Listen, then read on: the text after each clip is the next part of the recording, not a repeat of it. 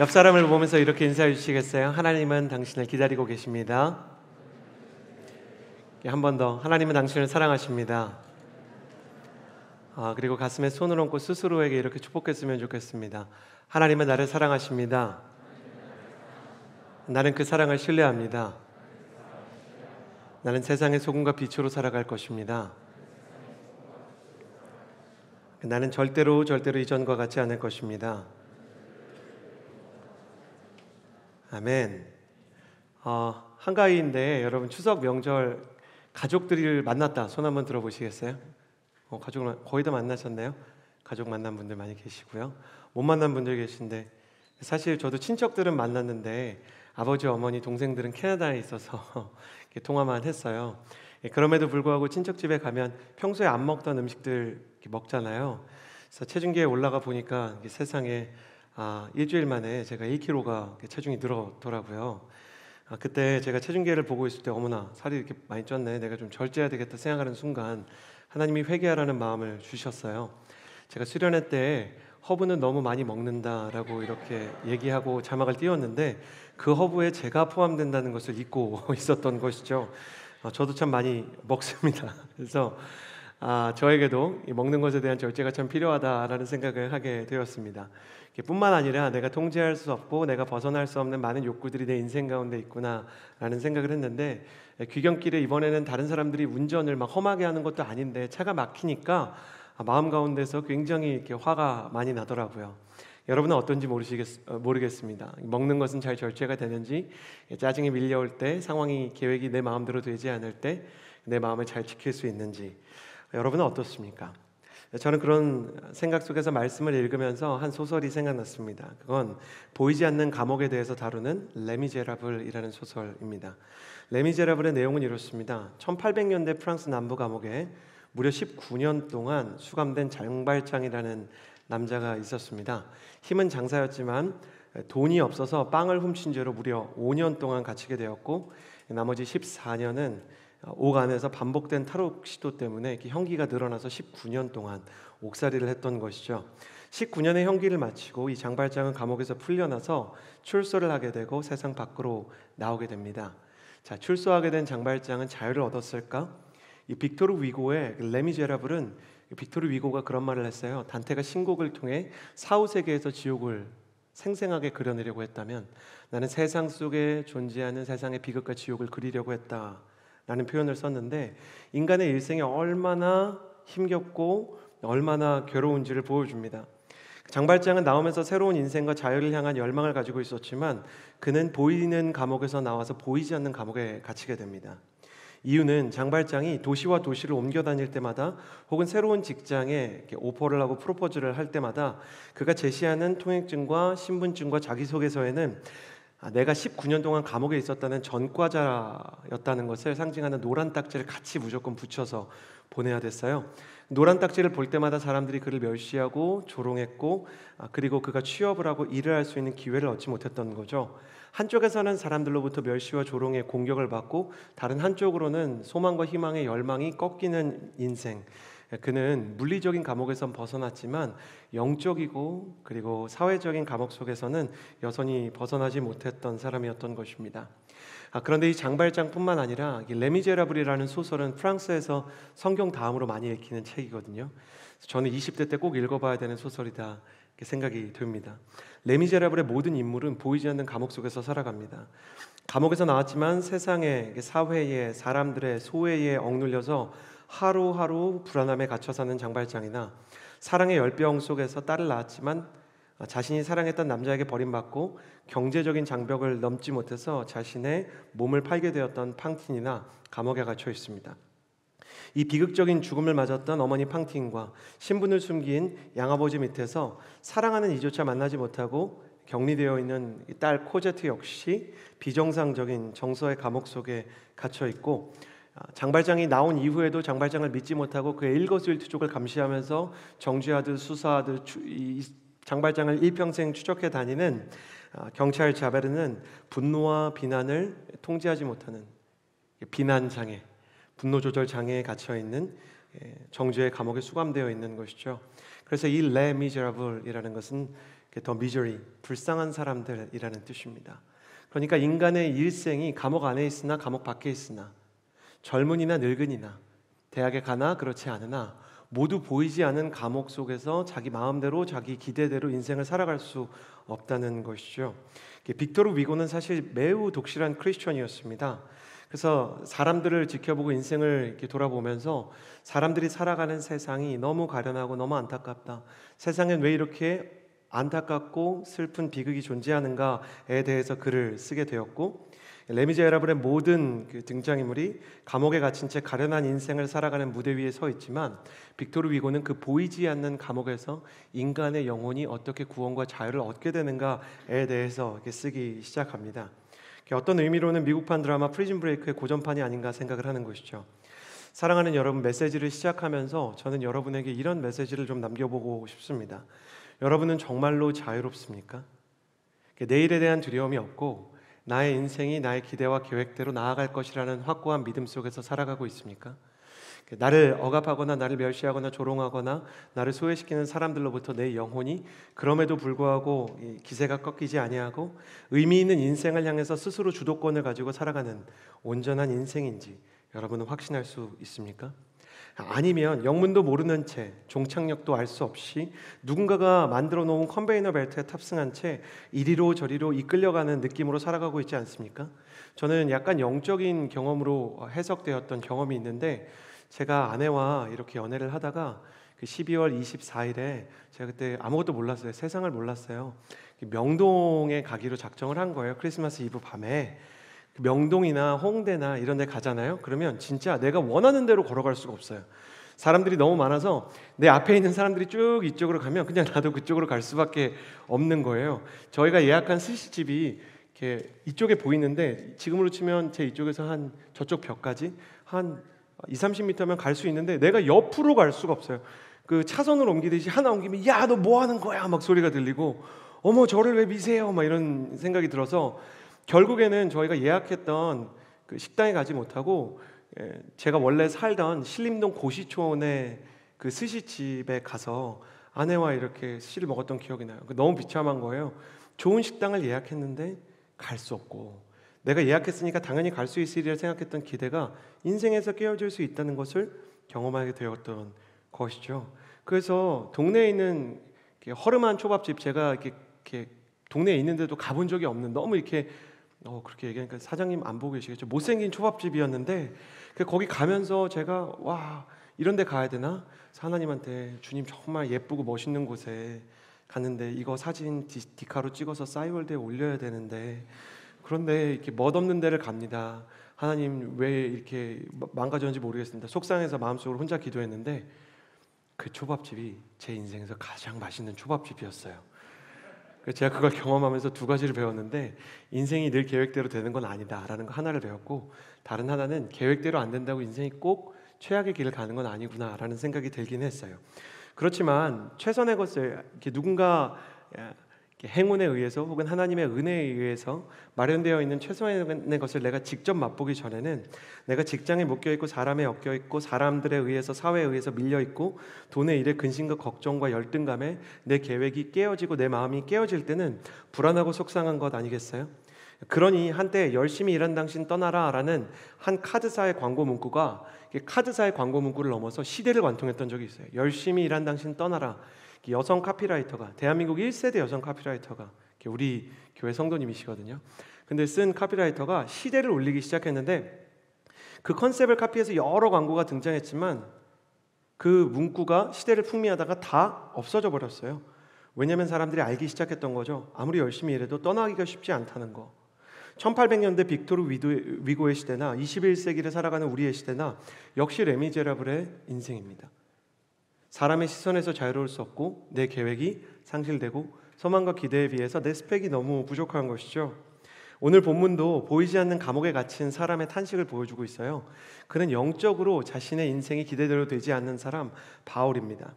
로마서를 저술한 바울은 1장에서 6장을 통해서 계속해서 이런 말을 해요. 모든 인류가 율법이나 종교나 선행을 통해서 하나님이 원하시는 수준의 의인이 될 수 없고, 하나님을 스스로의 힘으로, 내 힘과 내 열정과 나의 됨됨이로 하나님이 원하시는 완성품의 인간이 될 수 없다라는 것을 선언했어요.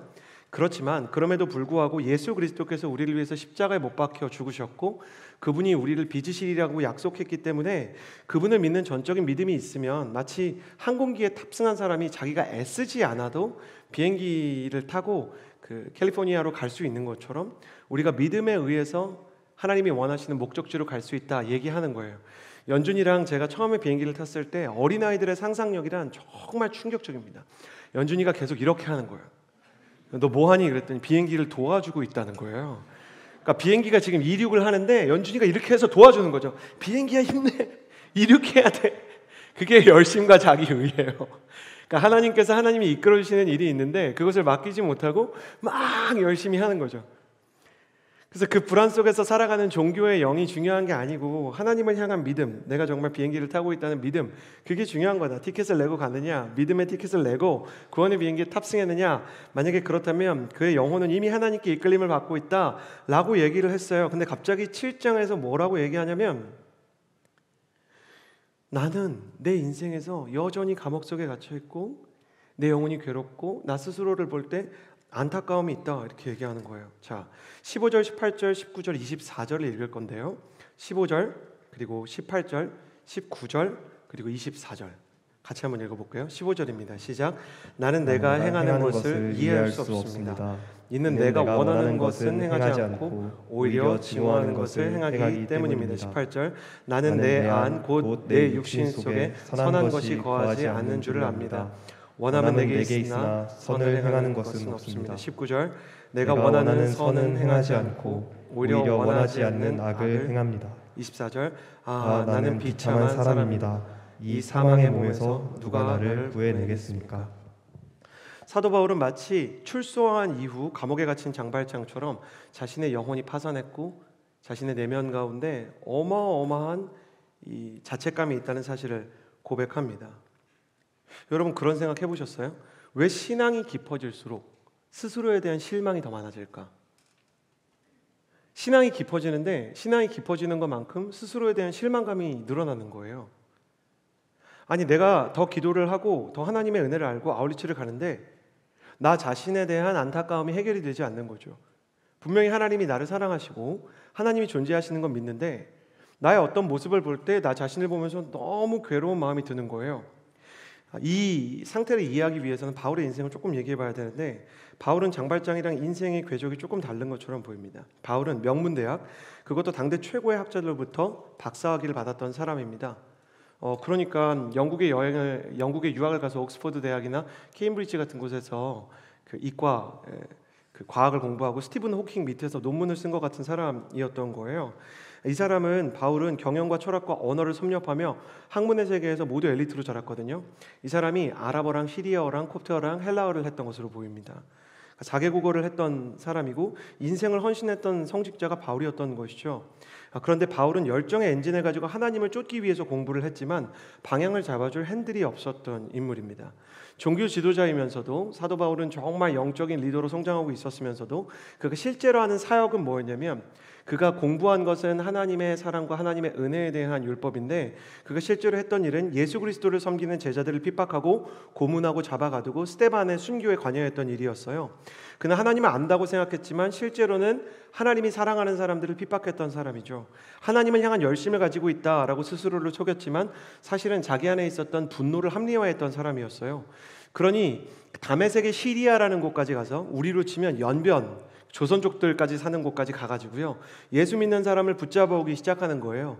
북한 사람들이 막 굴까지 뒤지고 가정까지 문 뚫고 들어가서 예수 믿는 사람을 정치범 수용소에 요독 수용소에 넣는 것처럼 사도 바울은 광기 어린 사람이었어요. 그때 이 사람이 지금으로 치면 이제 시리아 지방입니다. 시리아 지방의 다메섹에 이르게 됐을 때 죄송합니다. 시리아라 그랬더니 시리가 지금 작동해가지고 가게 되었을 때 그때 하나님께서 다메섹에서 찬란한 빛과 함께 임하셔서 바울에게 인생에서 평생 충격이 될 만한 말을 한마디 하세요. 그게 뭐냐면 네가 왜 나를 핍박하느냐. 이 말이 충격이었던 건 사도 바울은 그때까지 자기가 하나님을 위해서 산다고 생각했어요. 다락방장 여러분, 그룹장 여러분, MC 여러분, 한번 생각해 보세요. 이 영상을 보는 권사님과 장로님도 한번 생각해 보세요. 내가 열심히 교회를 섬겼는데 하나님이 갑자기 너 왜 나를 핍박하냐 그러면 크리스천으로서 그거보다 더 큰 충격을 받을 수 있는 일이 있을까요? 너무나 충격 속에서 사도 바울이 식음을 전폐하게 됩니다. 그리고 나서 하나님께서는 그에게 하나의 어려움을 더 주셨는데 그의 눈이 맹인이 되게 하신 거예요. 하나님께서 네가 나를 왜 핍박하느냐, 누구십니까? 라고 물어봤을 때 나는 네가 핍박하는 예수라 라고 말씀하시고 눈을 멀게 하신 것은 그에게 하나님께서 저주를 내리고자 하신 게 아니에요. 네 안에 열정이 있고 네 안에 하나님을 섬기려는 열심이 있는 건 내가 알겠는데 너는 눈먼 사람처럼 어디로 걸어가야 될지 모르는 사람이다.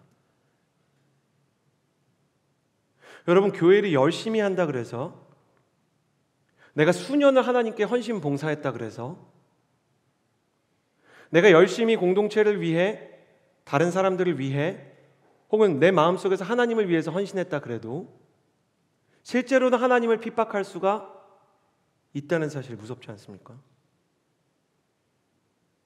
사도 바울은 그 충격 속에서 내가 진짜 눈먼 사람이었구나 라는 생각을, 이 실감을 하게 되고 그 안에서 3일 동안 먹지도 자지도 않습니다. 그때 하나님의 사람 아나니아가 와서 그의 눈을 뜨게 하면서 그의 눈에서 비늘과 같은 것이 벗겨졌다, 이렇게 성경이 얘기해요. 그의 눈을 가렸던 그의 분노, 자기의, 교만, 그리고 사람들을 향한 인정 욕구가 벗겨지게 되었던 것입니다.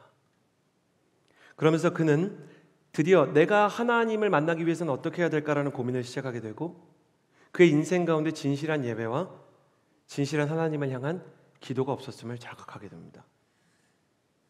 열심히 섬기는데, 열심히 교회 일을 하고, 열심히 교회 안에서 여러 가지 액티비티에 참가를 하고 수련회를 참가하고 아울리치에 참여했는데 내가 눈을 뜬 사람인지 감은 사람인지 알 수 있는 가장 중요한 바로미터가 있습니다. 아무도 보는 사람이 없을 때 혼자 당신이 하나님 앞에서 기도할 수 있는가? 기도할 수 있는가가 아니에요. 기도하고 있는가? 그리고 하나님 앞에 내가 홀로 찬양하는 시간이 있는가? 저희 아버지와 어머니는 오랫동안 찬양팀을 섬기셨어요. 오늘의 교회가 목회자들이 찬양 인도를 다 할 수 없을 정도로 성도들이 늘어나던 시절에는 우리 형제도 그런 형제가 있지만 평신도들이 찬양 인도를 하는 경우가 많았거든요. 저희 아버지는 찬양 인도를 예배 때 하시는 분이셨고 그 이전부터 찬양팀을 오랫동안 섬겼어요. 저희 어머니도 그 싱어 팀장 같은 걸 굉장히 오랫동안 하셨어요. 그래서 어노인팅의 강명식 씨와 같이 그 찬양을 섬기고 집회를 하셨던 적도 있어요. 저는 찬양팀을 잘 못하는데 잘 안 했는데 근데 제 아내가 이제 허브에서 예수님을 믿었거든요. 할렐루야. 저희 아내가 처음으로 21살 때 허브에서 예수님을 믿게 됐어요. 불신자와 연애하는 분들 다 예수 믿게 되기를 주님의 이름으로 축복합니다. 저희 아내가 믿고 나서 저를 이렇게 만나게 됐는데 저희 아내가 노래를 하는 걸 좋아해서 싱어를 했어요. 그래서 제가 궁금한 거예요. 잘 모르니까 엄마 어떻게 하면 좋은 싱어가 될 수 있습니까? 아버지 어떻게 하면 좋은 찬양팀이 될 수 있습니까? 했더니 비결이 하나밖에 없다는 거예요. 아무도 시키지 않고 나의 섬김과 상관없이 나의 일상에 찬양이 많은 사람이 좋은 싱어라는 거예요. 노래를 잘하는 것도 중요하고 마음이 좋은 것도 중요하지만 내가 홀로 있을 때도 찬양하는 사람이 싱어라는 거예요. 그러니까 싱어라는 포지션에 섰기 때문에 그 사람이 싱어가 되는 게 아니라 찬양하는 사람이기 때문에 싱어를 섬기는 게 제일 좋다는 거죠. 어떤 사람이 제일 좋은 중보기도자입니까? 그는 중보기도 팀장 같은 걸 시키지 않아도 다른 사람을 위해서 기도하던 사람인 거예요. 어떤 사람이 좋은 설교자가 될 수 있습니까? 누가 시키지 않아도 말씀을 보고 말씀을 사랑하는 사람이어야 돼요. 설교를 잘하려고 한다고 설교를 잘해지는 건 아닌 것 같아요. 저도 한참 더 배워야 되는 영역이 있지만 설교를 잘하는 사람이 되기보다 하나님의 말씀을 사랑하는 사람이 되기를 원해요. 여러분은 어떤 사람이 좋은 목회자라고 생각합니까? 설교를 잘하는 사람? 아니면 말씀을 사랑하는 사람? 사도 바울은 하나님을 만나기 위해서 광야로 들어갑니다. 그리고 외면했던 하나님 앞에 홀로 머물게 됩니다. 아라비아 사막에서 무려 14년 동안 홀로 하나님 앞에 머무는 시간이 있습니다. 저를 보시겠어요? 그리고 스스로에게 이런 질문을 꼭 해보십시오. 나는 허브의 가장 큰 힘은 이거라고 생각합니다. 좌충우돌 많이 해도요, 결정적인 순간에 진실할 수 있는 힘이 남아있다고 생각해요. 물어보고 싶어요. 정말 혼자 예배하고 있습니까? 정말 혼자 하나님을 그리워하는 마음이 있습니까? 정말 말씀을 보고 내가 찬양하고 기도하는 사람입니까? 사도 바울의 리더십이었지만 자신이 그렇지 않다는 것을 알고 14년 동안 하나님 앞에 기도하고 다시 한번 구약 성경을 읽기 시작합니다. 14년이 지나서 그는 갈라디아서와 로마서를 쓸 정도로 예수 그리스도의 복음을 제대로 깨닫게 되었던 것입니다. 그는 더 이상 자신이 율법과 종교의 종이 아니라 하나님의 자녀가 되었다는 영적인 신분의 변화를 경험합니다. 율법의 종, 종교의 종인 사람은 섬길 때만 열심히 합니다. 남들이 나를 알아줄 때만 힘을 냅니다. 그래서 마리아와 마르다가 싸움이 났을 때처럼 사람이 알아주지 않으면 이 율법과 종교의 이 사슬에 매여 있는 사람은 사람이 서운하게 하면 그냥 서운합니다. 그 사람이 좋아하면, 사람이 나를 알아주면 마음이 막 붕 뜨죠. 신앙생활이 사람에 달려 있어요. 그리고 자기 고집을 꺾지 못합니다. 자기 생각을 꺾지 못합니다. 늘 신앙생활에 갈등이 있는 거죠. 그는 이제는 이런 율법과 종교를 벗어나서 하나님의 자녀가 됐습니다. 사랑이 무엇인지를 알았고 온유가 무엇인지를 배웠고 하나님께서 무엇을 말하기 원하시는지를 알게 되었습니다. 여러분, 실제로 있었던 일이에요. 2000년에 대학부에 캔리버 데이라는 찬양을 가지고 워십을 했던 누나들이 있었습니다. 캔리버 데이라는 게 워십 아세요? 그래서 이렇게 시작이 돼요. I could live life alone 이렇게 해서 쫙 이렇게 하는데 저는 고등부 때 진짜로 충격을 받았어요. 이 누나들이 손을 이렇게 뻗는데요, 여러분 이게 진짜 과장하는 거 아니에요? 손을 이렇게 뻗으니까요, 사람들이 뒤로 밀리는 걸 동시에 경험을 하고 사람들이 울기 시작했어요. 놀라운 건 이 찬양이 영어인데 영어를 모르는 청년들도 울기 시작했다는 거예요. 근데 진짜 이 워십 댄스를 보는데 여기가 막 울음바다가 되는 거예요, 장내가. 그거는 이 워십을 하는 사람들이 정말 하나님 없이 하루하루도 살 수 없는 사람으로 예배자로 그 위에 서 있었기 때문이었어요. 인도와 루치를 갔습니다. 인도 사람들이 힌두교인이라는 표시를 이렇게 이마에 붙이잖아요. 근데 몇 명이 그걸 띄었는 줄 아세요? 실제로 있었던 일이에요. 2000년에. 여러분, 몇 명이 이걸 띄고 예수님 믿겠다고 했을까요? 3,000명이었어요. 믿어지십니까? 그런 일이 일어났던 거예요. 사도 바울이 그런 부흥을 경험하게 되었어요. 베드로와 요한이 성령의 충만을 받고 나서 3,000명, 5,000명이 회심하는 걸 봤어요. 이제 진짜 하나님의 말씀이 무엇을 의미하는지를 알았어요. 워십을 하는 자매들의 손짓에 따라서 수많은 사람들이 은혜를 받듯이 베드로와 바울의 손수건만 갖다 얹어도 질병이 나았다 그래요. 그러니까 이런 일들이 일어나기 시작했던 것이죠. 그러니까 신학자들이 보면서 이미 바울은 이런 어두운 시절을 지나서 회심을 했으니까 7장에서 얘기하는 건 바울의 간증이라고 말해요. 그러니까 예를 들어 어떤 거냐면 세례 간증할 때처럼 과거에 내가 이렇게 어두웠습니다 라는 얘기를 하는 거예요. 근데 로마서 7장 15절에서 25절을 보면 헬라어는 시제가 매우 엄격한데 시제가 모두 현재 시제로 되어 있어요. 그러니까 이게 이상한 거죠. 사도 바울은 지금 충만 속에 있어요. 종교와 율법을 벗어났어요. 부흥이 일어나고 있어요. 그를 통해서 하나님의 마음이 전해지고 있어요. 이 사람이 성령의 충만이 무엇인지를 알아요. 예수 그리스도의 성품이 그 안에 임하기 시작했어요. 그런데 이 사람이 내가 지금, 과거가 아니라 지금 어려움을 겪고 있습니다 라고 얘기하는 거예요. 21절에 보면 선을 행하기 원하는 나에게 라는 표현이 나오고 22절에 보면 속사람으로 하나님의 법을 즐거워한다 라고 하는데 이게 회심 이전이 아니라 내가 지금 하나님과 함께 살아가는데도 내 안에 영적인 힘이 없다 라고 얘기하는 거예요. 이 말이 맞아요. 사도행전을 보면 바울이 기적을 행하고 바울을 통해서 놀라운 부흥이 일어났는데 1차 전도여행을 갔다 와서 어떤 일이 일어나냐면 마가를 어떻게 할 것인가를 가지고 바나바와 싸움을 해요. 바울이 바나바라는 사람이랑 아주 찐친이었거든요. 그러니까 영혼의 동역자예요. 제자들이 이 사람이 과거에 스데반을 핍박하고 시리아까지 가가지고 우리를 가두던 사람이니까 아무도 안 믿어줬단 말이에요. 그러니까 사도 바울이 아무도 믿어주지 않으니까 사역을 할 수가 없었는데 바나바라는 사람이 이 사람을 믿어주고 안디옥 교회라는 곳으로 불러줬어요. 바나바는 이름도 아주 예뻐요. 위로의 아들이라는 뜻이에요. 그러니까 이 별명인데 원래 요셉이라는 사람인데 바나바가 바울을 케어를 해가지고 너무 자기를 사랑해주는 이 바나바. 바울은 지혜가 있고 추진력이 있고 결단력이 있고 일을 아주 선교 사역을 아주 충만하게 앞을 향해서 쭉쭉쭉쭉쭉 정리하면서 밀고 나가는 사람이면 바나바는 마음이 상한 사람 위로하고 한 사람 한 사람 케어하는 사람이었어요.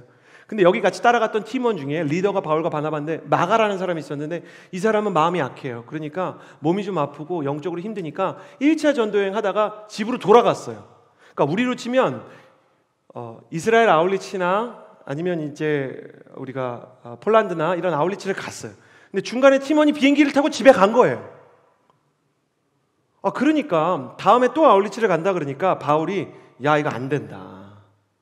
이 친구 데려가면 또 비행기편 알아봐 줘야 된다. 얘는 내가 볼 때 아직도 연약하다. 그러니까 바나바가 어떻게 그렇게 잔인할 수가 있냐 사람이.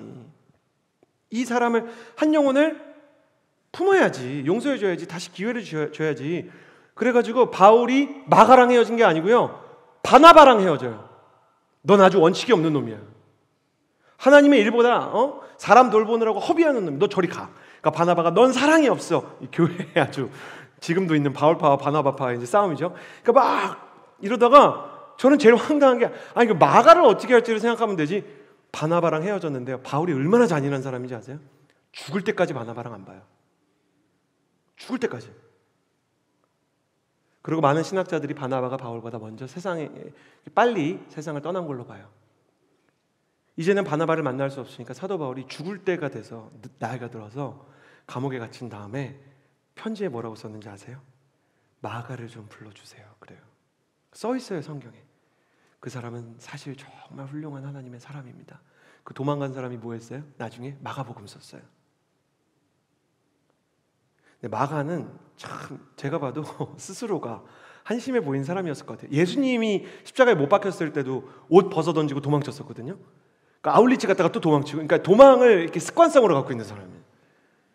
그런데 나중에 보니까 이 마가가 한 교회의 목사님이 됐어요. 그러니까 아울리치에서 도망갔던 그 친구가 나중에 목사님이 된 거예요. 그러니까 바울이 좀 민망했겠죠. 내가 정죄하고 내가 우습게 봤던 사람이 진짜 영적인 지도자가 된 걸 보고, 그리고 마음의 가책을 느껴서 그 사람을 불러달라 그러죠. 그리고 그런 생각을 한번 해봅시다. 바울이 바나바가 일찍 세상을 떠나서 그를 부르진 못했지만 은인이었던 바나바를 뒤로 하면서 마음이 편했을까요? 자기를 품어주고 아껴줬던 사람인데 그를 보면 후회가 있을 수밖에 없죠. 내가 배은망덕하고 참 고집이 세구나, 내가 교만하구나, 그런 생각을 안 했을까요? 자, 인생 가운데서 사도 바울을 보면서 저도 저 자신을 봅니다. 장발장의 소설 레미제라블의 주인공 장발장을 쭉 보면 장발장도 계속 과거를 후회하면서 살아가거든요. 분명히 장발장의 인생이 영적으로 달라지고 있는데도 그는 과거의 자신의 모습으로부터 벗어나지 못해요. 바울과 장발장처럼 제 안에도 그런 게 있는 것 같아요. 과거의 잔재가 남아있다는 느낌. 제 안에 해결되지 않는 마음이 굉장히 여러 가지가 있는데 여러분도 그런 게 있는지 모르겠습니다. 전 용광로 같은 마음이 있어요. 제 안에 잘 참지 못하는 불꽃이 있는 거죠. 운전할 때 특히 그래요. 저번에 제가 한번 이렇게 아내랑 여행 갔다가 누가 끼어들어서 설교 때 할 수 없는 말을 이렇게 하니까 아내가 그랬다 그랬잖아요. 목사님 마음이 시원하세요 이렇게 얘기하고 제 안에 용광로 같은 마음이 있어요. 비수와 같은 마음이 있어요. 전 아닌 건 아니다라는 생각이 있는 거죠. 이거 여기까지는 딱 자를 수 있어야 된다. 선글라스 같은 마음도 있어요. 목사니까 웬만하면 다른 사람들을 도우려고 하긴 하는데 어떤 캐파를 넘어가기 시작하면 이건 진짜 그냥 모른 척하고 싶다. 나 좀 쉬고 싶다, 자고 싶다, 집에 가고 싶다, 이런 생각이 들 때가 있어요. 그리고 수면제 같은 마음이 있어요. 여러분 이런 마음 있으세요? 늘 쉬고 싶고 남이 좀 안 보면 게을러지고 싶어요. 큐티를 안 하고 싶다 이런 생각을 막 하잖아요. 제 마음속에 막 그런 마음이 있어요. 난 오늘 큐티 안 하고 싶어. 오늘 말씀 안 보고 싶어. 창세기 말씀 안 볼 테요. 그러면 꼭 이렇게 어떤 멘토님이나 어떤 지체가 은혜 받은 말씀 이런 거 보내요. 그러니까 굉장히 힘든 거죠. 그러니까 막 자기 은혜 받았다고 이렇게 막 보내요. 요즘에 저한테 이렇게 메시지가 조금 안 오는 시즌인데 사실 조금 이거 편집해야 될 것 같은데 좀 행복할 때가 있어요. 나한테 은혜 받는 거 보내지 마라. 그러니까 뭐냐면 그 사람이 나쁜 게 아니라 그거 보면 자꾸 큐티해야 될 것 같거든요. 제 마음도. 그러니까 저한테 수면제 같은 마음 있죠. 그리고 시한폭탄 같은 마음도 있어요. 제 안에 무언가 빨리 해결해야 될 것 같은 조급함과 초조한 마음이 있는 거예요. 뭔지 아세요? 막 째깍 이거 어떡하지 저거 어떡하지 하는 불안한 마음. 옛날에는 그게 그렇게 힘들지 않았어요. 그냥 뭐 나 원래 이래 이러고 마는 거죠. 근데 예수님을 알기 전에 나 원래 이래 하고 지나갔던 시간이 예수님을 만난 후로는 스스로에 대한 탄식이 되는 거예요. 그러니까 사도 바울처럼 그런 마음이 생기는 거죠. 아, 나 진짜 이거 어떡하지? 내 안에 있는 이 분노와 초조함과 시한폭탄과 같은 마음과 수면제 같은 마음 어떡하지? 저희 어머니도 찬양팀을 섬기면서 그랬대요. 옛날에는 그냥 성가대하고 싱어하는 게 별로 그냥 하는 거지 했는데 자꾸 마음속에 성령님이 임하시면 어떤 게 오냐면 오늘은 찬양 안 해. 그러니까 성령님이 자꾸 오셔가지고 내가 안 섬기는 싱어는 주일날 섬기는 건데 막 화요일쯤 오셔가지고 오늘은 찬양 안 해. 난 너 찬양이 좋은데 막 이렇게 말 거시는 거예요.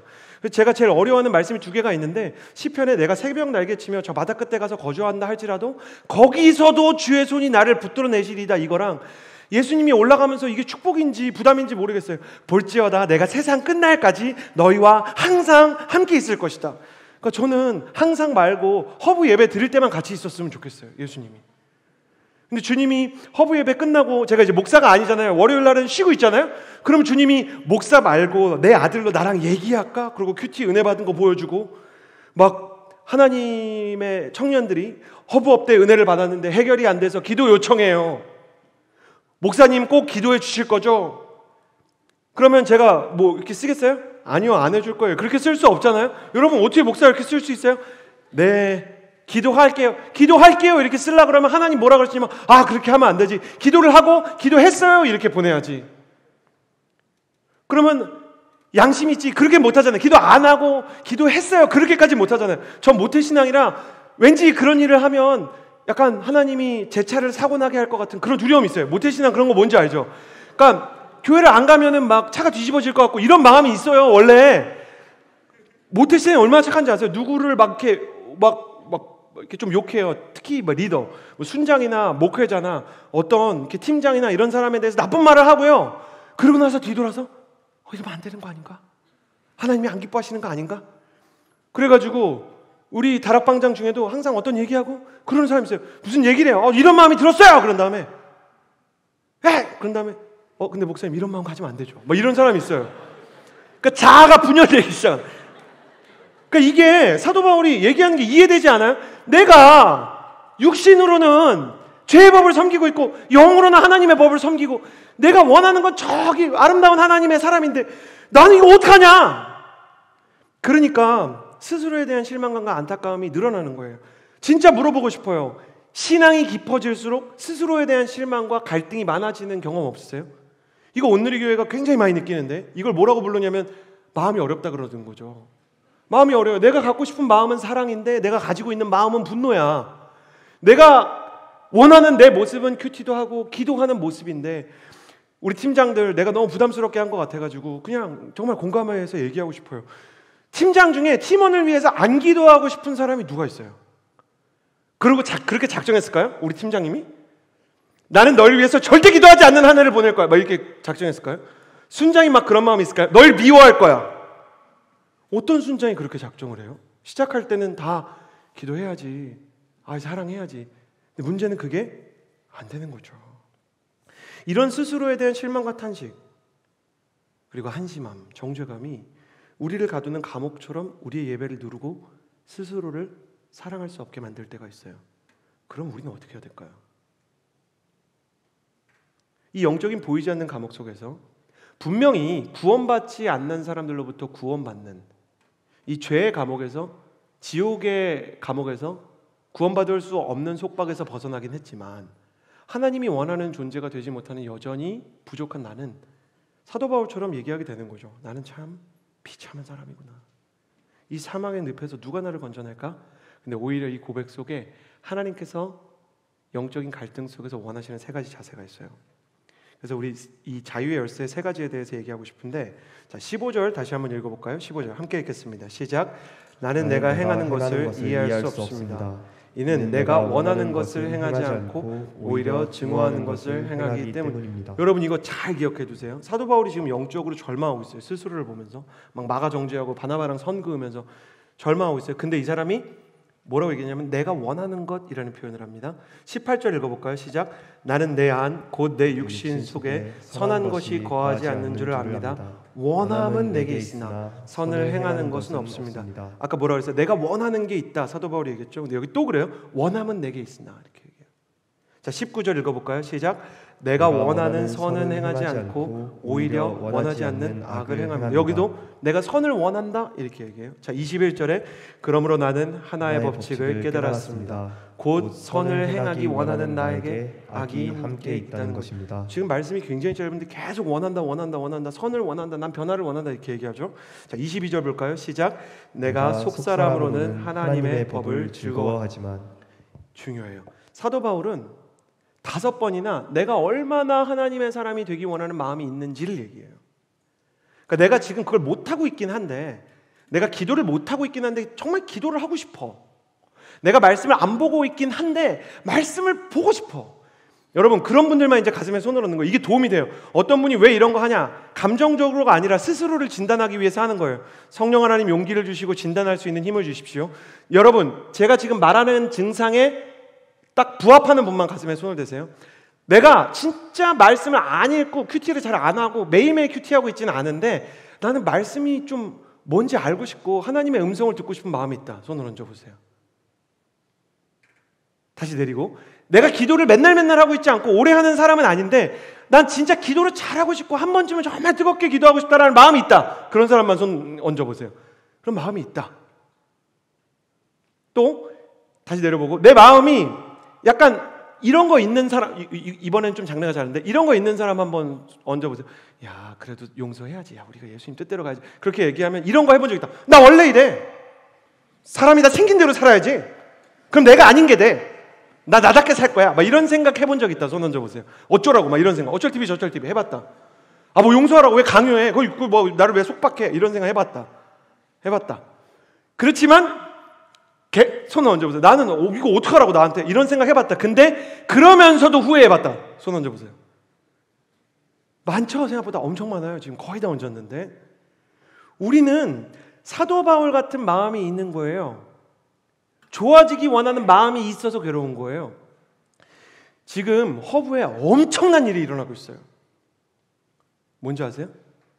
축구 모임 허커라는 데가 있는데 축구는 11명씩 양팀이 22명이면 되는 경기인데 46명인가가 신청을 했어요. 그러니까 세상에 말씀뿐만 아니라 축구에 미친 자들이 이 공동체 안에 그렇게 많아요. 근데 축구를 할 때요 있잖아요.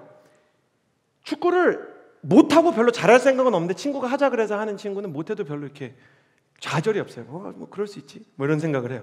근데 진짜 잘하고 싶고 축구를 너무 좋아하고 잘하는 친구들이 뭐 실수 하나 하면 스스로의 분에 못 이겨서 막 땅을 차면서 욕을 합니다. 막. 원래 김연아가 피겨에 대해서 느끼는 절망이 큰 거예요. 여러분 뭐 피겨 때문에 절망하지 않으시잖아요. 왜 내가 오늘 트리플 악셀을 못했을까? 그런 절망 안 하시잖아요. 그걸 하고 싶은 사람이 절망을 하는 거죠. 원래 갈망의 크기만큼 절망의 크기가 큰 겁니다. 이재훈 목사님 뭐라고 얘기하셨냐면 사람은 거룩에 이를수록 자신의 죄를 보고 탄식하게 된다는 거예요. 하나님과 가까워지고 거룩에 이를수록 자신의 죄를 보고 탄식하게 된다. 이런 거랑 같다 그랬어요. 옷 전체가 더러울 때는 먹물이 튀어도 괜찮아요. 저도 군대에서 이렇게 훈련해 보니까 형제들은 아시죠? 유격 훈련 할 때 세상에 이렇게 더러운 물이 있나? 그런데 들어가라 그래요. 진짜 더러워요. 진짜 더러운 물에 들어가라 그러거든요. 거기 한번 들어갔다 오면 흙바닥에서 굴러도 그냥 그런 거예요. 흙이 내 몸에 묻어도 아무렇지 않은 거예요. 근데 신상 흰 셔츠를 샀어. 깨끗하게 옷을 달았어요. 이거 드라이 클리닝 한 거거든요. 근데 오늘 점심으로 간사님들이랑 라면 먹었는데 라면 국물이 튀었어요. 얼마나 스트레스 받든지 이걸 빨기 위해서 가져가서요. 티셔츠로 갈아입고 이렇게 편한 티셔츠 킹덤 파이오니어로 갈아입고 그리고 이거는 이제 막 깨끗하게 다시 이제 씻어서 입는 거죠. 뭔지 아시죠? 자매 여러분, 흰색 신상 원피스를 입었는데 거기 짬뽕 국물이 튀었네? 그럼 진짜 짜증나는 거죠. 그렇지만 집에서만 입기로 작정한 킹덤 파이오니어 티에 튀었네? 그건 용서할 수 있는 거죠. 킹덤 파이오니어 티는 이젠 이 여름까지만 입고 홈웨어가 되어버린 거잖아요. 그렇지 않습니까? 그래요. 이 사람에게 거룩에 대한 열망과 선에 대한 열망이 생겼기 때문에 괴로운 거예요. 그래서 지금 괴로운 사람이 좋은 거예요. 저를 보시겠어요? 안 괴로운 사람이 걱정해야 돼요. 좀 안 괴로운 사람은 그게 무슨 얘기인가 하면서 쳐다보겠지만 나중에 이 말이 기억날 겁니다. 분명히 그렇게 당신이 얘기하게 될 거예요. 목사님이 그때 안 괴로운 사람이 더 지금 문제인 거야 할 때 무슨 얘기야? 이러고 말하는데 그게 무슨 얘기인지 알겠어요. 사랑에 대해서 프랑스 영화에서 나온 최고의 대사 중에 하나는 그 사람을 생각하면 마음이 너무 아파요. 그런데 계속 아프고 싶어요. 그게 프랑스 사람들의 마음을 움직였죠. 정말 더 아프고 싶은 게 사랑. 그래서 이재용 목사님은 은혜 아래 있는 사람일수록 거리낌 없는 마음이 아니라 거룩한 탄식을 경험할 수밖에 없다. 거룩한 탄식을 가질 수밖에 없다 라고 얘기했어요. 정신과 의사이자 베스트셀러 작가인 고든 리빙스턴은 너무 늦게 깨달은 30가지 진실이라는 책을 썼는데요. 이 사람이 정신과 의사를 하면서 변하지 않는 진리 하나를 발견했어요. 환자 스스로가 변해야겠다는 의지를 가져야만 의사가 변화를 도울 수 있었다. 이게 정신과에서 가장 중요한 자신의 깨달음이었대요. 아무리 중증이라도 내가 낫고 싶다라는 마음이 있어야 된다는 거예요. 그러니까 환자가 여러 질환으로 나눠지지만 크게 두 부류로 나눠진대요. 하나는 내가 정말 낫고 싶다는 마음을 아직 갖고 있는 사람, 하나는 여러 핑계를 대지만 사실은 나을 기대를 다 포기한 사람. 근데 여러분이 아까 고통을 느끼고 가슴에 손을 얹었잖아요. 영적인 고통을 갖고 있다고 그랬잖아요. 그건 내가 변하고 싶다는 마음이 있기 때문에 괴로운 거예요. 완전 놓아버린 사람은 편안합니다. 그런 분들은 그냥 기쁨으로 의자에 와서, 여러분 지금 정죄하는 건 아니고요, 잠을 자면서도 아무 가책이 없어요. 그냥 이렇게 잠을 자는 거죠. 그리고 잠을 자기로 심지어 작정을 하고 와요. 제가 허브에 처음 왔을 때 제가 지금 없어진 현상이 하나 있어요. 어떤 게 있었는지 아세요? 앞에 앞바다리를 하고 이 가디건을 거꾸로 이렇게 걸치고 설교를 듣기로 작정한 분이 계셨는데 전 느낄 수 있었어요. 저 자매는 자기로 작정했다. 자더라고요. 그러니까 자기로 작정한 거죠. 이불을 덮으세요. 패딩을 거꾸로 덮으세요. 그러면은 내가 자기로 작정한 거죠. 그리고 머리를 이렇게 하고 설교를 들으시고 계시는 거예요. 심지어 스스로가 스스로에게 코코넛내 스스로를 두드리세요. 그러니까 주무실 수밖에 없죠. 저는 그분이 이상하지 않아요. 저는 뭐 이렇게 사람이 그럴 수 있다고 생각해요. 저도 그랬으니까. 여러분 다 그런 때가 있는 거잖아요. 그냥 편안합니다. 근데 영적으로 그런 분들이 있어요. 졸다가 저랑 어쩌다가 이렇게 타이밍이 기가 막히게 맞아떨어져서 이 사람이 왜 이렇게 될 때 있잖아요. 그때 저랑 눈이 마주치는 경우가 있어요. 그러면 그분은 그런 생각을 하겠죠. 하나님의 뜻인가? 막 이런 거. 아니 막 그렇게까지는 아니에요. 근데 그분한테 좋은 건 뭐냐면 내가 자면 안 되는데 라는 마음이 있다는 거예요. 자게 하는 목사가 문제지 자는 그 지체가 문제겠어요? 이 사람이 벌떡 이렇게 그렇다고 지금부터 자려고 하지 마시고, 이 사람이 벌떡 일어나면서 난 문제야 그러는 사람은 사실 문제가 아닌 거예요. 문제가 있는 것보다 더 큰 문제는 문제가 있는 줄 모르는 사람이라 그랬어요. 한 목사님이. 문제가 있는 줄 알면서도 아무 일도 안 하는 건 더 큰 문제라 그랬어요. 사도 바울은 지금 자신의 갈망에 대해서 하나님 내가 갈망을 가지고 있습니다 이렇게 얘기했어요.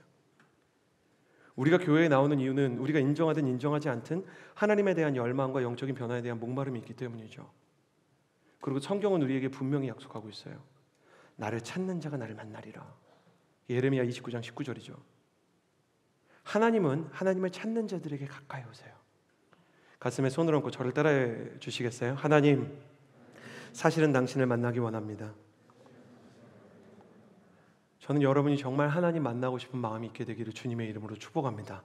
은혜 받고 싶은 마음은 있었으면 좋겠어요. 지금 은혜를 받지 못해도, 기도를 못해도 기도를 좀 하고 싶다라는 마음이 있었으면 좋겠어요. 예배할 때마다 하나님을 향한 열망이 더 뜨거워지는 청년들이 될지어다.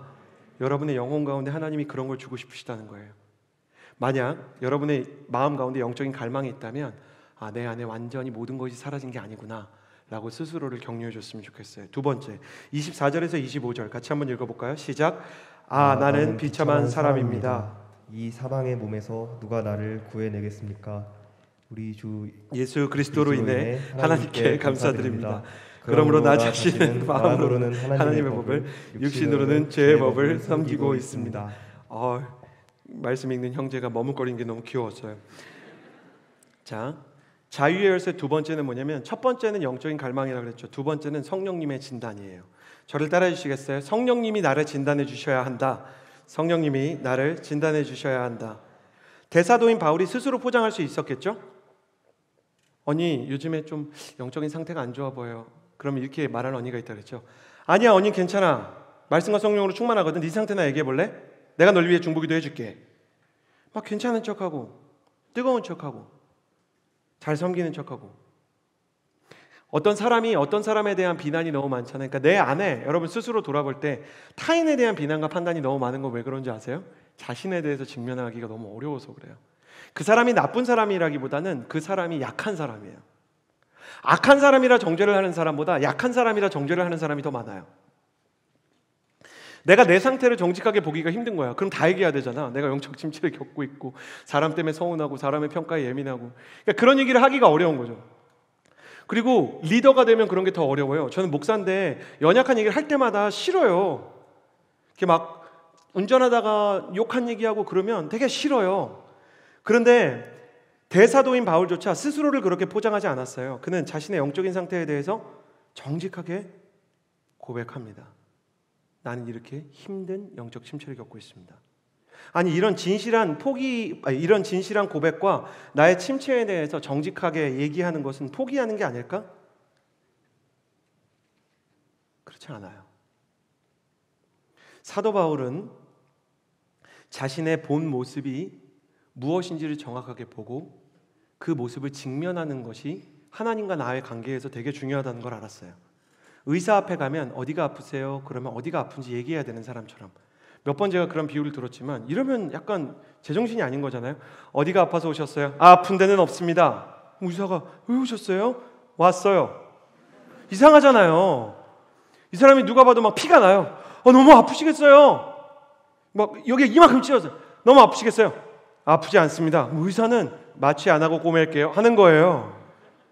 아프면 아픈 대로, 어디가 힘들면 힘들다고 명의에게 가서 제대로 치료를 받으려고 해도 자기 증상에 대해서 말할 수 있어야 되는 것처럼 사도 바울은 자기 인생에 대해서 정직하게 하나님 앞에서 고백을 하는 것이죠.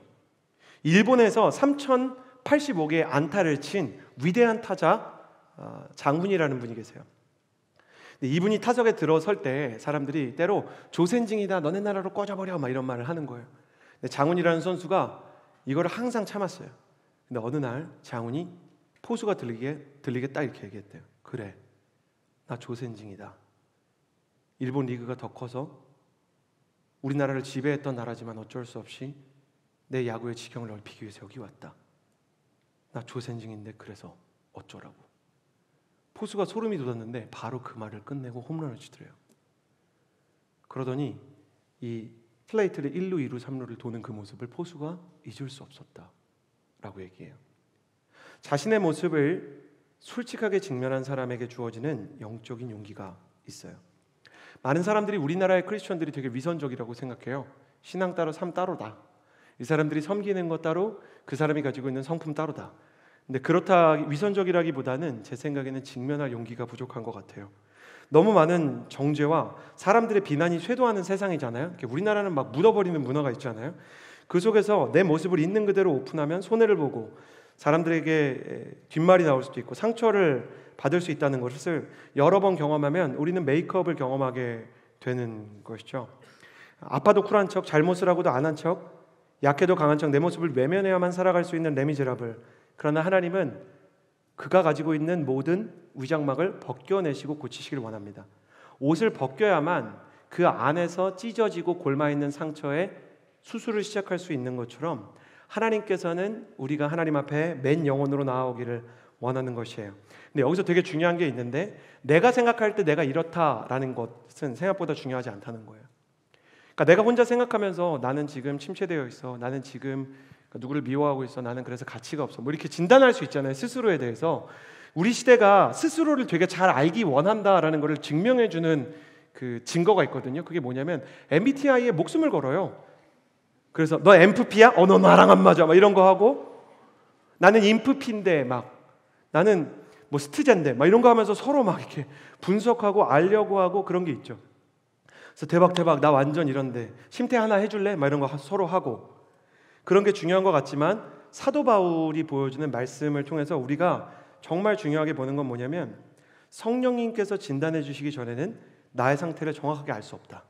그러니까 은혜를 받으면 제일 좋은 게 뭐냐면 내가 어떤 상태인지를 알게 되는 거예요. 캐스팅 크라운즈라는 그 유명한 CCM 아티스트가 있어요. 이 사람이 찬양을 만들었고 지금 번안이 되어 있는데 그게 후에마이라는 찬양이에요. 그 찬양에 I am flower quickly fading, 내가 그냥 지는 꽃과 같고, 그리고 내가 그냥 vapor in the ocean, 그러니까 그냥 바다 위에 존재하는 수증기처럼 내 믿음이 있다가 없는 것 같고 꽃이 피는 것 같다가 이렇게 꽃이 시드는 것 같은데 Still you hear me when I'm calling. 내가 주님 부를 때 주님이 그래도 다 들어주셨고 Lord, you catch me when I'm falling. 내가 그 떨어지고 있을 때 주님이 나를 붙잡아 주셨다는 표현을 써요. 주님이 붙잡아 주시고 내가 crying out, 내가 진짜 울 때마다 주님이 들어주시고 그 다음에 항상 이렇게 말해 주셨대요. And you told me who I am, I'm yours. 그러니까 그게 뭐냐면 주님이 내가 누군지를 말해줬는데 넌 내 거다, 그냥 이렇게 얘기했다는 거예요. 너는 내 것이다. 주님 안에 비친 나라는 찬양이 있는데 저희 아내가 너무 좋아하는 찬양이에요. 내 모습이 누구인지, 내가 어떤 사람인지 내가 아는 것 같아도 나는 나를 너무 높게 평가해서 교만의 늪으로 빠져들어가거나 아니면 나를 내가 너무 낮게 평가해서 자책의 늪으로 가요. 근데 어느 쪽으로 가든 내가 나를 평가한다는 점에서 우리는 부작용을 겪게 돼 있어요. 근데 주님께서는 주님의 진단으로 우리를 새롭게 어떤 존재인지 알게 하시기 원하는 마음이 있어요. 여러분 영적으로 침체되고 슬프고 괴로운데 이유를 모르겠는 분들이 있어요. 그래서 오늘 이 교회에서 아까 마음이 어렵다라는 표현이 이렇게 되고 싶은데 여기 있다 이 얘기라 그랬잖아요. 근데 모르겠어요라는 표현이 있어요. 내가 누구인지 뭐가 문제인지 모를 때 이렇게 기도하세요. 주님, 제가 누구인지 알게 해주십시오. 제가 여러분을 위해서 대신 기도합니다. 여기 있는 하나님의 아들, 딸 한 사람 한 사람이 스스로가 누구인지 알고 스스로의 상태를 성령님의 뜻에 따라 진단할 수 있는 그 은혜와 축복을 경험하게 하여 주옵소서. 주님이 진단해 주시면 그 다음에 치료가 임하고 치료가 임한 다음에는 자유를 경험하게 될 것입니다. 주님의 진단과 주님의 치료와 주님의 자유를 경험하는 청년들이 되기를 주님의 이름으로 축복합니다. 그러면 목사님, 제가 성령의 진단인지 아니면 나의 자책인지 나의 교만인지, 그러니까 내가 나를 진단하고 있는 건지 성령님이 나를 진단하는 건지는 어떻게 알 수 있나요? 제가 알려드릴게요. 내가 나를 진단하면 반드시 이런 일이 일어나요. 나와 하나님이 멀어져요. 근데 성령님이 나를 진단하면 성령님이 진단해 주시기 때문에 더 하나님한테 가까이 가요. 그러니까 똑같이 내가 무너져 있다라고 진단을 해도 성령님이 진단해 주는 진단은 나를 하나님께로 이끌어요. 그리고 내가 나를 진단하고 내가 교만하고 혹은 자책하면 내가 하나님에게서 밀려나요. 그러니까 여러분 만약에 밀려나고 있다 하면 여러분 모르는 거예요. 내가 가까이 가고 있다 하나님한테, 그러면 하나님이 여러분이 누구인지 알려주시는 거예요. 주님 안에 비친 나를 발견하는 청년이 돼서 주님과 가까워지는 역사가 있게 되기를 주님의 이름으로 축복합니다. 25절에 보면 이런 말씀이 있습니다. 우리 주 예수 그리스도로 인해 하나님께 감사드립니다. 마지막은 끊을 수 없는 사랑이 남아있다는 것입니다. 장발장이 세상을 원망하면서 나는 여전히 감옥 속에 있구나라고 생각할 때 장발장의 인생을 변화시키게 되었던, 그의 인생이 사랑과 자비로 가득하게 했던 것은 모두가 자기를 외면할 때 자기를 친절하게 대해주는 신부가 있었던 것입니다. 장발장이 정말 새 인생을 살려고 그랬는데 아무도 자기를 받아주지 않으니까 성당에 가서 비싼 은식기를 훔치게 되거든요. 근데 그 순간에 경찰에게 잡히게 돼요. 그래서 야, 이 사람이 은식기를 훔쳤다. 그러니까 신부가 그거 아닙니다. 신부도 전혀 모르는 상황에서 장발장이 훔쳐간 게 맞는데 뭐라 그러냐면 제가 선물로 준 겁니다. 이 은식기만 선물로 준 게 아니고 장발장한테 그래요. 은촛대를 주면서 이거도 가져가세요. 야, 이거 은촛대는 왜 놓고 갔어? 장발장이 왜 자기를 용서해 줬냐? 라고 얘기하니까 신부가 다른 말 하지 않고 이렇게 얘기해요. 장발장 절대 잊지 마세요. 이 은식기와 그리고 이 촛대를 좋은 사람, 정직한 사람이 되는 데 쓰겠다고 저랑 약속하는 겁니다. 유혹이 찾아올 때마다 이 은을 정직한 사람, 좋은 사람이 되는 데 쓰겠다고 나와 한 약속을 기억해 주시겠어요? 장발장은 오열하기 시작합니다. 누구도 믿어주지 않았던 장발장의 존재를 믿고 미래를 용서해 준 신부로 인해 그의 인생이 바뀌기 시작하죠. 끝내 장발장은 자신을 일평생 의심하고 스토커처럼 따라다녔던 자벨의 목숨까지 살려주고 그를 용서합니다. 근데 놀라운 건 장발장의 용서를 받자마자 그가 진짜로 변화되었다는 걸 인정하지 못하고 살았던 자베르라는 경찰은 그의 변화를 보고 스스로 목숨을 끊었다는 거예요. 레미제라블이 명작인 것은 왜 어떤 소설들이 명작이 되는지 아세요? 그건 인간의 역사가 반복이 되어도 인간의 존재와 인생과 심리가 그 안에 변하지 않고 담겨있기 때문인데요, 우리의 인생은 반드시 장발장의 변화 혹은 자베르의 자책 둘 중에 하나의 인생만 살게 될 거예요. 그런데 사도 바울은 뭐라 그러냐면, 그럼에도 불구하고 나는 예수 그리스도로 인해 이 고통 속에서도 하나님께 은혜를 감사를 할 수 있다라고 얘기합니다. 왜냐하면 하나님이 여전히 나를 사랑하시고 이 고통 속에서도 나를 붙잡고 계시기 때문입니다. 하나님의 사랑만이 우리를 변화시킬 수 있고요, 그리고 하나님의 그 사랑이 지금도 우리를 향해 있습니다. 그 증거로 하나님께서 매주 우리에게 예배의 기회를 주고 계세요. 하나님의 사랑은 절대로 끊어지지 않아요. 허브 예배가 매주 있는 이유는 주님이 매주 한 번씩은 확인시켜 주려는 거예요. 내가 너를 포기하지 않는다. 하나님은 내가 공사 중이어서 미완성이라는 사실을 나보다 더 잘 알고 계세요. 경영학과에 입학해도 경영에 대해서 모르는 게 당연한 것처럼, 국가대표에 선발되어도 그 선수가 아직 경기에서 승리한 게 아닌 것처럼, 이미 우리는 구원을 받았지만 아직 승리와 거룩을 이룬 완성된 존재가 아닌 거죠. 하나님은 그걸 알고 계시고 우리를 기다릴 용의가 있으세요. 제가 그 결혼한 친구들한테 아이를 낳으면 알게 될 거야 그런 말 되게 많이 하는데, 연준이와 연희를 보니까 진짜 기다리고 매일 기대하고 매일 용서해요. 그 연준이랑 연희랑 매일매일 연휴 때 싸웠거든요. 이 똥꼬야 막 이랬거든요. 그게 할 수 있는 최대한의 용의예요.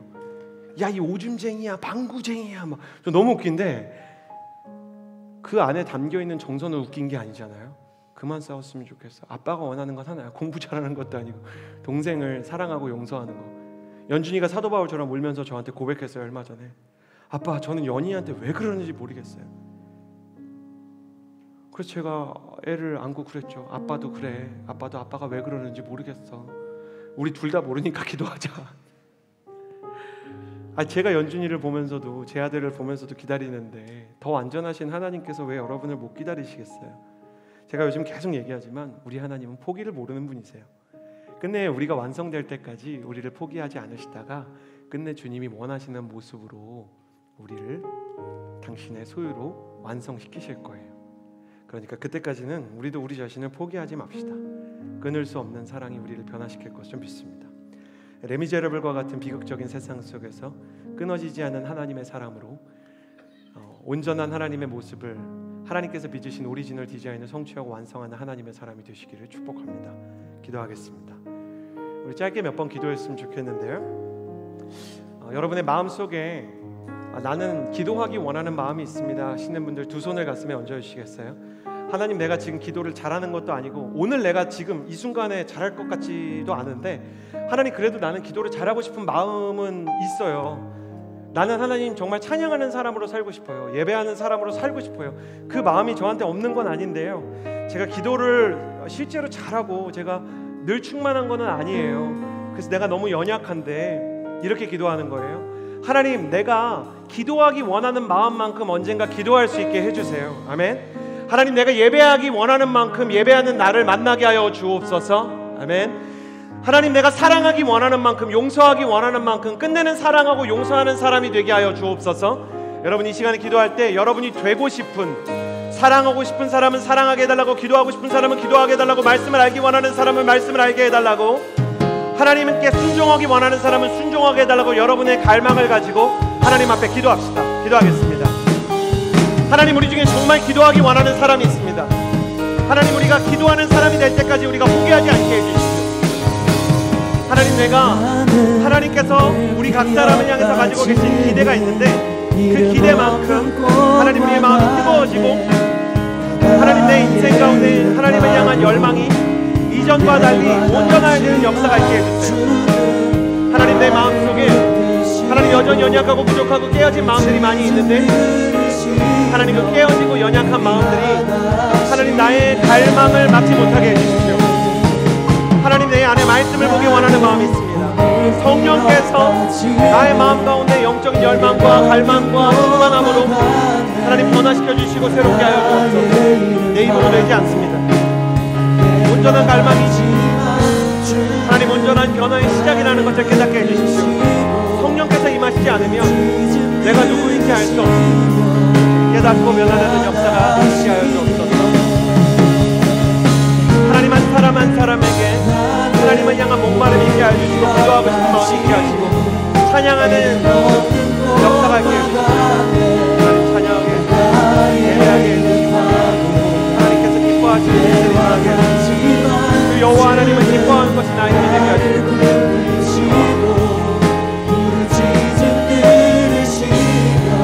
하나님 나를 지으시고 시작에 나아가 나를 내 사람이 되게 하여 주옵소서. 이어서 기도할 때 성령님께서 나를 진단해 주십시오. 내 영혼이 어떤 상태인지, 내가 무엇을 위해서 기도해야 될지 제가 여러분을 대신해서 선포할 텐데 여러분 필요하신 분들, 동의하시는 분들 아멘 하십시오. 성령께서 나의 기도의 인도자가 되시기를 소원합니다. 성령께서 나의 기도의 제목을 알려주시기를 소원합니다. 내게 필요한 기도가 무엇인지, 내가 무엇을 구해야 될지 성령님 알려주옵소서. 내가 무엇 때문에 힘들고 무엇 때문에 괴로운지 성령 하나님 나의 마음을 알게 하여 주옵소서. 성령님을 초청하며 당신께서 나의 진단사가 되어주시고 의사가 되어달라고 기도하며 나아갑시다. 기도하겠습니다. 성령 하나님 기도의 제목을 주시고 성령 하나님 영적인 진단을 우리 가운데 내려주옵소서.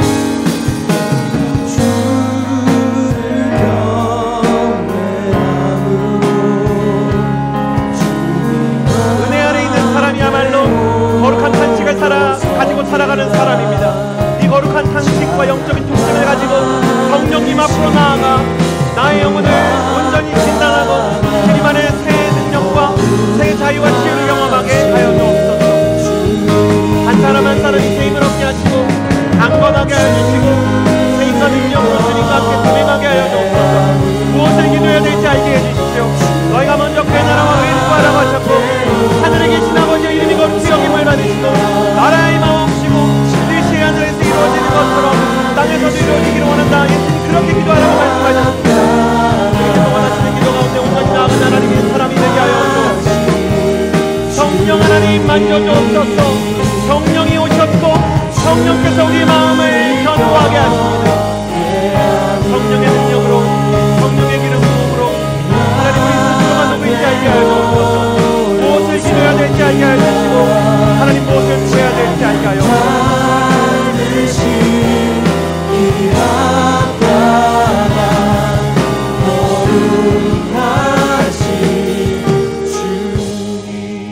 성령의 충만을 경험하고 성령님과 동행하는 선교사였으면서도 마음 가운데 다른 사람에 대해서 용인하지 못하는 마음, 다른 사람과 관계를 잔인하게 끊어버리는 마음을 가지고 있었던 사도 바울의 이 탄식과 연약함을 성경이 그대로 기록한 것은 사도 바울을 정죄하기 위함이 아니라 사도 바울의 공과 사를 공과 시를 가리기 위함이 아니라 하나님께서 그럼에도 불구하고 그 연약한 바울을 사랑하셔서 완성시키시고 포기하지 않으셨다는 것을 우리 가운데 알려주기 위함이었습니다. 가슴에 손을 얹고 그러므로 여러분도 저를 따라해 주십시오. 하나님은 믿음을 가지고 하나님은 절대로 나를 포기하지 않으신다. 시간이 걸리지만 세월이 흐르지만 주님은 나를 빚어가고 있다. 내가 여러분을 대신해서 선포합니다. 정죄하는 사단의 세력은 떠나갈지어다. 자기 의는 떠나갈지어다. 교만과 자책은 떠나갈지어다. 오직 주님의 사랑과 주님의 십자가와 성령에 의탁하며 주님만이 나를 빚으실 수 있사오니 나를 포기하지 않으시는 주님, 당신의 십자가와 성령의 기름 부음으로 나를 인도하시고 나를 이끌어주시고 완성하여 주옵소서. 그런 마음으로 마지막으로 기도할 때 주여 한번 무릎짓고 기도합시다. 주여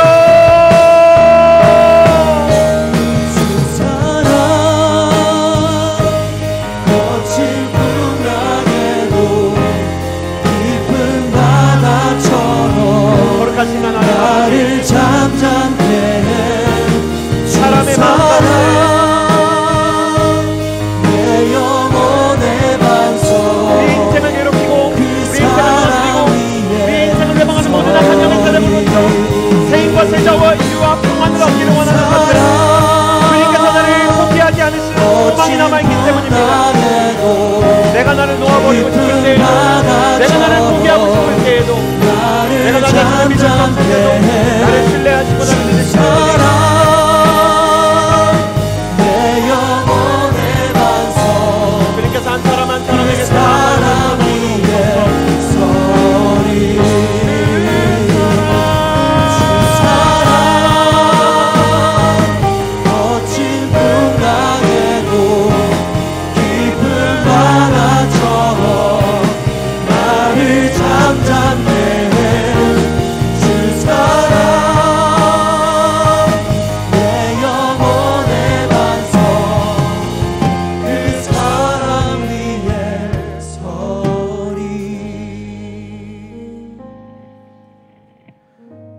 하나님이 나보다 나를 더 믿으시고 하나님이 나보다 나에 대해 더 많이 기대하시고 하나님이 내가 나를 사랑하는 것보다 더 온전히 나를 사랑하십니다. 나는 왜곡된 사랑으로 나를 사랑하다가 절망과 낙심이 찾아오면 사람을 미워하거나 우울증에 빠지곤 하지만 하나님의 온전한 사랑은 나를 두려움과 절망 가운데서 건져내십니다. 주님의 끊어질 수 없는 사랑에 의지해서 한 걸음씩 나아가 끝내 변화된 자신을 만나는 그날을 맞이하게 하여 주옵소서. 감사를 드리며 예수님의 이름으로 기도드렸습니다.